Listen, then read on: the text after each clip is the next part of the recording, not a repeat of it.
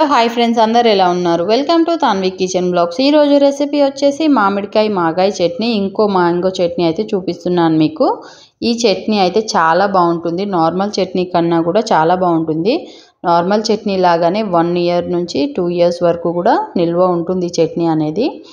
దానికన్నా కూడా ఈ చట్నీ బాగుంటుంది. ఒకసారి ట్రై చేయండి. మీలో ఎంతమందికి ఈ చట్నీ తెలుసో కూడా నాకు కామెంట్ చేయండి. అలానే నేను ఒక 3 మామిడికాయలు అయితే తీసుకుంటున్నాను. పుల్లటివి రసంకాయలు అంటారు కదా, అవైతే తీసుకుంటున్నాను. చట్నీకి అవైతేనే బాగుంటాయి. వాటిని మంచిగా వాష్ చేసుకొని ఎక్కడ వాటర్ లేకుండా అయితే తుడుచుకోవాలి మనము. వీటిని మొత్తం సన్నగా ముక్కలు అయితే కట్ చేసుకోవాలి. చిన్న చిన్నగా ముక్కలు కట్ చేసుకోవాలి పొడవుగానే. మీకు పొట్టు అనేది ఇష్టం లేకపోతే పొట్టు తీసేసి కూడా మీరు చట్నీ అనేది చేసుకోవచ్చు ముక్కలు. కానీ పొట్టు ఉంటే మరీ ముక్కలు మెత్తబడిపోకుండా చట్నీ అనేది ఎన్ని రోజులు ఉన్నా కూడా గట్టిగా ఉంటుంది. చూస్తున్నారు కదా, ముక్కలు అనేది మీడియం సైజులో ఇలా పొడవుగా కట్ చేసుకోండి. మరీ సన్నగా కట్ చేసుకోకండి, ఎందుకంటే ఈ ముక్కలు అనేది మనం ఎండలో ఎండబెట్టాలి ఒకరోజు. మరీ మీరు సన్నగా కట్ చేసుకుంటే మరీ దగ్గరకు అయిపోతాయి ముక్కలు, అంత టేస్ట్ ఉండదు చట్నీ అనేది. మీడియం సైజులో అయితే కట్ చేసుకోండి. చూస్తున్నారు కదా, ఈ విధంగా ముక్క అనేది కట్ చేసుకోండి. ఇంకొక బౌల్ తీసుకొని దాంట్లోకి ఈ ముక్కలన్నీ ట్రాన్స్ఫర్ చేసుకొని దాంట్లోకి 1/2 గ్లాసు ఉప్పు అయితే యాడ్ చేస్తున్నాను. మీరు ఏ గ్లాస్తో కారం కానీ ఉప్పు కానీ ఒకే గ్లాస్తో మెజర్మెంట్ తీసుకోండి.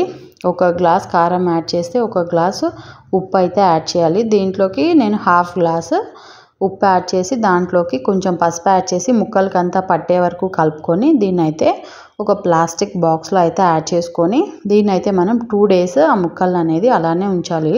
దాంట్లో మీకు కావాలంటే మధ్య మధ్యలో కలుపుతూ ఉండండి దాన్ని.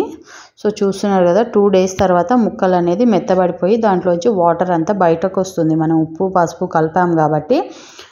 సో ఆ వాటర్ అంతా తీసేసి ముక్కలు అనేది ఇంకొక ప్లేట్లోకి యాడ్ చేసుకొని ఇదైతే ఒక రోజు మొత్తం ఎండబెట్టుకోవాలి. ఎండ ఎక్కువ లేకపోతే ఒక 2 డేస్ అయినా ఎండపెట్టుకోవచ్చు, ఏం పర్లేదు. ఎండ ఎక్కువ వస్తే ఒక రోజు ఎండపెట్టుకుంటే సరిపోతుంది.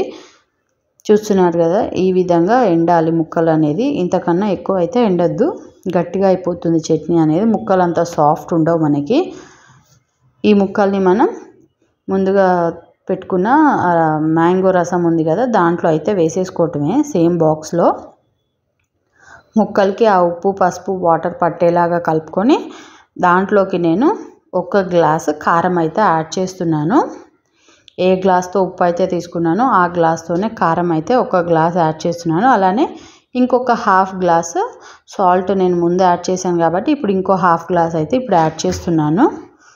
దాంట్లోకి ఆవాలు అలానే మెంతులు ఫ్రై చేసుకొని పౌడర్ అయితే చేసుకున్నాను. అదైతే ఆవపిండి అంటారు కదా, అదైతే యాడ్ చేస్తున్నాను. ఒక 2 స్పూన్స్ యాడ్ చేస్తున్నాను. దాంట్లోకి ఒక 15 to 20 ఎల్లిపాయలు కూడా యాడ్ చేసుకుంటున్నాను.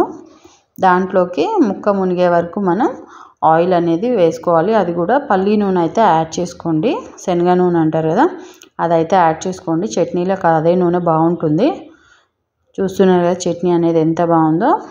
సో ఇలా బాక్స్ మూత పెట్టేసి మనం 1 డే అయితే దీన్ని బయటనే ఉంచాలి. 1 to 2 డేస్ ఉంటేనే చట్నీ అనేది ఉప్పు కారాలు పట్టి టేస్ట్ అనేది బాగుంటుంది. ఆయిల్ మాత్రం ఎక్కువనే పోసుకోవాలి, ముక్క మునగాలి, లేకపోతే చట్నీ అనేది బూజు వస్తుంది.